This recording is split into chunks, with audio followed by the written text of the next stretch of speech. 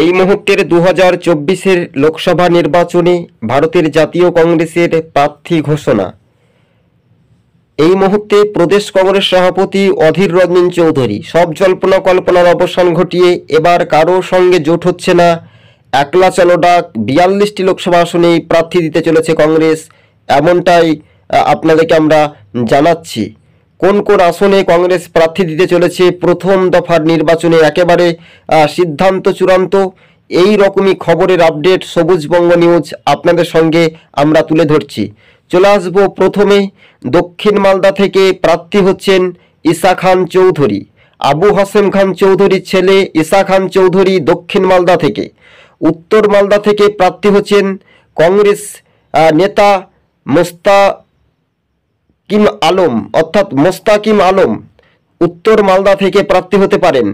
এবং সরাসরি আপনাদেরকে আমরা জানিয়ে রাখি বহরমপুরে প্রার্থী হচ্ছেন অধীর রঞ্জন চৌধুরী, জঙ্গিপুরে প্রার্থী হচ্ছেন অর্থাৎ হাসানুজ্জামান বাপ্পা, এবং মুর্শিদাবাদ লোকসভা কেন্দ্রে প্রার্থী হচ্ছেন মোশাররফ হোসেন মধু, প্রাক্তন জেলা পরিষদের সভাধিপতি। এবার চলে আসবো সরাসরি দক্ষিণ কলকাতাতে প্রার্থী হচ্ছেন আশুতোষ চট্টোপাধ্যায়। উত্তর কলকাতা থেকে প্রার্থী হচ্ছেন রণজিৎ মুখোপাধ্যায়। রায়গঞ্জ থেকে প্রার্থী হচ্ছেন দীপাদাস মুন্সি এবং মহিষ সেনগুপ্ত, দুইজনের নাম রয়েছে। অথবা আলিপুরদুয়ারে প্রার্থী হতে পারেন মণি ডার্নাল। দার্জিলিং থেকে প্রার্থী হতে পারেন সরাসরি এই মুহূর্তের শঙ্কর মালাকার। এবং এই মুহূর্তে আপনাদেরকে আমরা জানাচ্ছি যে তমলুক থেকে প্রার্থী হচ্ছেন লক্ষণ শেঠ। উলবেড়িয়া থেকে প্রার্থী হচ্ছেন কংগ্রেসের মোহাম্মদ মুক্তার। মেদিনীপুরে প্রার্থী হচ্ছেন কংগ্রেসের শ্যামল ঘোষ। শ্রীরামপুরে প্রার্থী হচ্ছেন কংগ্রেসের শুভাংশু সরকার। এবং বালুরঘাটে প্রার্থী হচ্ছেন কংগ্রেসের সৌরভ প্রসাদ। আপনাদেরকে যে লিস্ট আমরা নাম বললাম এরা প্রত্যেকেই কংগ্রেসের প্রার্থী হচ্ছেন, এমনটাই খবরের আপডেট সূত্রের। সম্ভবত হাইকমান্ডের কাছে নির্দেশ পাঠানো হয় এবং অধীর চৌধুরী সেটা পর্যবেক্ষকভাবে সংবাদ মাধ্যমে মুখোমুখি হয়ে কংগ্রেসের আজকে পর্যালোচনা হবে। দেখা যাচ্ছে যে কারা কারা প্রার্থী হচ্ছেন এবং এই প্রার্থী আদতে কিন্তু তারা একলা চলো ডাক দিচ্ছে। আপনাদেরকে আরও একবার জানাচ্ছি। এবং বাকি যে আসনগুলো বাকি রয়েছে, বোলপুর লোকসভা, এছাড়াও রয়েছে আরও অনেকেই আসনগুলো রয়েছে, সেক্ষেত্রে তারা দ্বিতীয় দফায় কিন্তু প্রার্থী ঘোষণা করবে। আর কয়েকদিনের মধ্যে অপেক্ষার অবসান ঘটিয়ে বাকি আসনে তারা প্রার্থী ঘোষণা করতে চলেছে কংগ্রেস, এমনটাই সূত্রের খবর। আপনাদেরকে আরও একবার জানিয়ে রাখি দক্ষিণ মালদা থেকে কংগ্রেসের প্রার্থী হচ্ছেন ঈসা খান চৌধুরী। এই মুহূর্তের ঈসা খান চৌধুরী প্রার্থী হচ্ছেন। আপনাদেরকে আমরা জানাবো যে দক্ষিণ কলকাতা থেকে প্রার্থী হচ্ছেন কংগ্রেসের আশুতোষ চট্টোপাধ্যায়। উত্তর কলকাতার বারাসতে রণজিৎ মুখোপাধ্যায় প্রার্থী হচ্ছেন। রায়গঞ্জে দীপাদাস মুন্সি অথবা মহিন সেনগুপ্ত, এবং দুইজনের মধ্যে এখন সিদ্ধান্তই প্রার্থী হওয়ার সম্ভাবনা বেশি রয়েছেন দীপাদাস মুন্সির। আলিপুরদুয়ারে প্রার্থী হচ্ছেন মণি ডার্নাল এবং পুরুলিয়া থেকে প্রার্থী হচ্ছেন নেপাল মাহাতো। যাদবপুরে প্রার্থী হচ্ছেন সৌম্য এইচ রায়। উলবেড়িয়াতে মোহাম্মদ মুক্তার। তমলুকে প্রার্থী হচ্ছেন লক্ষণ শেঠ।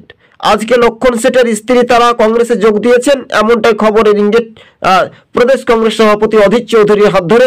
লক্ষণ শেঠ একসময় তিনি বামেদের দাপটে নেতা ছিলেন, এখন তিনি কংগ্রেসের রাজ্য সহ সভাপতি বলে, এমনটাই যখন রাজ্যের মানুষের দোরগোড়ায় পৌঁছে যাওয়ার বার্তা, তখন শাসক দল তৃণমূলকে এবং পিছিয়ে থাকার একটা অঙ্গীকারের হুঙ্কার দিচ্ছে অধীর রঞ্জন চৌধুরী।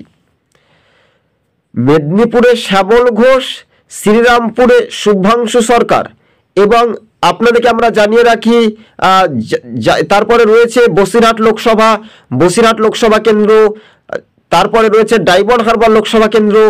এছাড়াও অনেক যেগুলো বাকি রয়েছে সেগুলো পরবর্তীতে ঘোষণা করতে পারে কংগ্রেস, এমনটাই খবরের আপডেট কিন্তু জানানো যাচ্ছে। কিন্তু হ্যাঁ, এইসব প্রার্থীগুলো যেগুলো আপনাদের নাম বললাম তারা প্রত্যেকেই প্রার্থী হচ্ছেন তাদের লিস্ট একেবারে প্রথম হাইকমান্ডারের কাছে মানে নির্দেশ হয়েছে, সেটা দিল্লি থেকে একেবারে ঘোষণা হতে চলেছে, এমনটাই খবরের আপডেট। কিন্তু হ্যাঁ, বাস্তবে 2024-এ যে লোকসভা নির্বাচন, সেটাই কিন্তু বাস্তবে এটা একটু দেখার একটা বিষয় রয়েছে।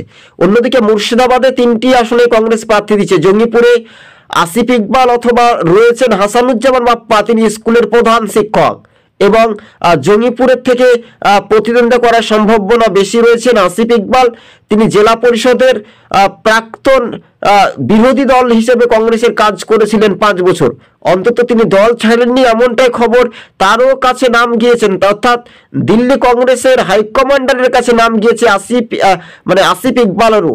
এই মুহূর্তে বালুরঘাটের সৌরভ প্রসাদ, বীরভূমে মিল্টন রশিদ, বাকি থাকলো বোলপুরে প্রার্থী হতে পারেন এক ব্যবসায়িক পরিবার থেকে, এমনটাই খবর পাওয়া যাচ্ছে। কিন্তু স্থানীয় বোলপুর লোকসভা কেন্দ্রে কংগ্রেস প্রার্থী ঘোষণা করতে চলেছে।